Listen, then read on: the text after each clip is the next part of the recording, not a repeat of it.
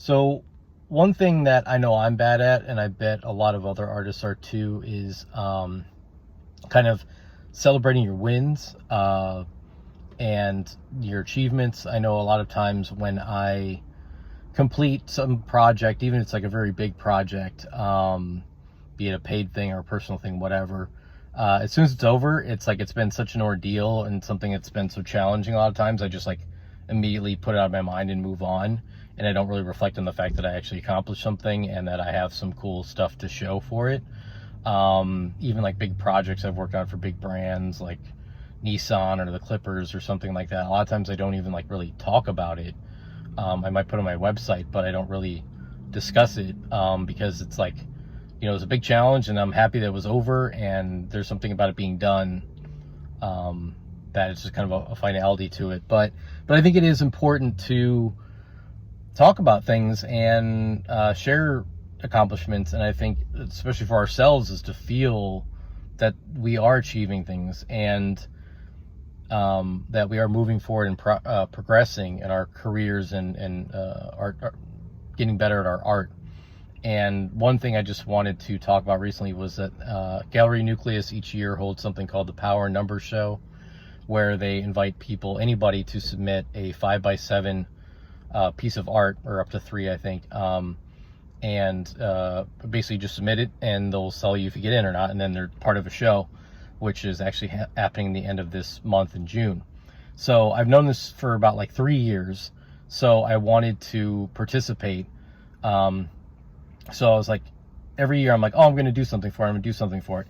And finally this year I'm like, I'm going to do something for it. I've been doing all these little watercolor studies, and the whole thing of the show is it has to be original art. It can't be traditional art. It can't be digital art, like a print or anything.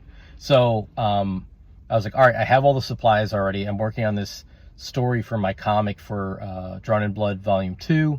So I was like already kind of in the headspace of where I can create something instead of having to come up with a new idea and stuff. So I came up with a couple different illustration ideas, talked to some friends. They gave me, helped me pick the favorites. And basically I'll show you, I'll do close-ups here, but so I created 2 pieces this year. Here is the first one, and then here is the second.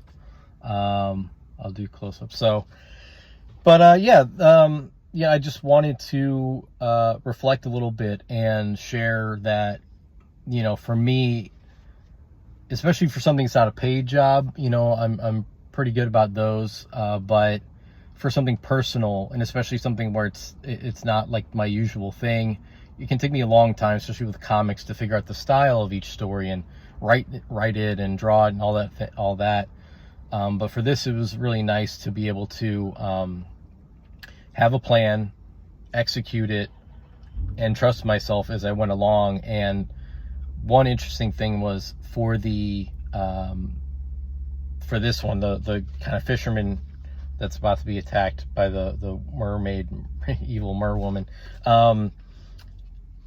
It really got messed up because the other one was going really well, and I was like, oh, I'm going to do 2 just in case, just to get variety and just not have pressure on just one piece being perfect. So, and they're small, they're not huge, so it doesn't have to be a big deal.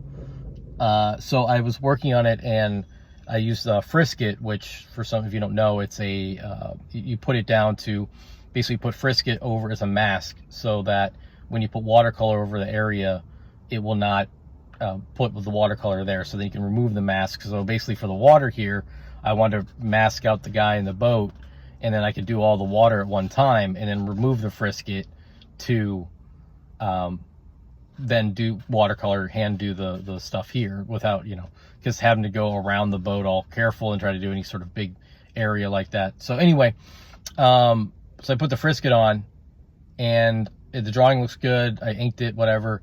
Put the Frisket on, left it on for a couple days. I did the water, which, was already a big thing, where I was like, okay, I got to trust myself to do these waves and stuff. I was pretty happy with how it came out. Then I went to remove the Frisket, and it destroyed the drawing. It tore the paper up, tore the inks up, really messed it up, where I had to go back, and I thought about just abandoning it and thought it was just over and I wasn't going to be able to use that piece. So luckily I was able to, I just was like, all right, forget it. And I went back in and redid the drawing, and even did the watercolor over it, and it's was able to kind of save it. And I think if most people looking at it would have no idea that that even happened. And that's another thing, is I just wanted to, that's something I kind of have learned over the last couple of years, and whatever, is that, you just have to keep going, and things are going to get messed up and not work sometimes, and you're going to have adversity, and just keep going through. And when that happened, I was like, well, that's messed up. And I was happy I had the other one. I was like, okay, I already have one that's good, that I'm happy with, and that will be okay.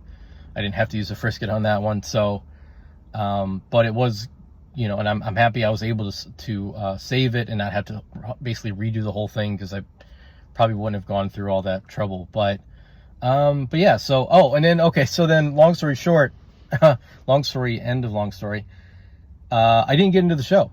So I didn't even make it in. So I'm really excited to go see it. And the funny thing was, I was actually wondering about, like, how much could I charge for these pieces? They're originals, and it took me a while to do them. But the whole thing of the show is you can only charge $100, and they take half of that. So even if I had both pieces in, I could make max $100.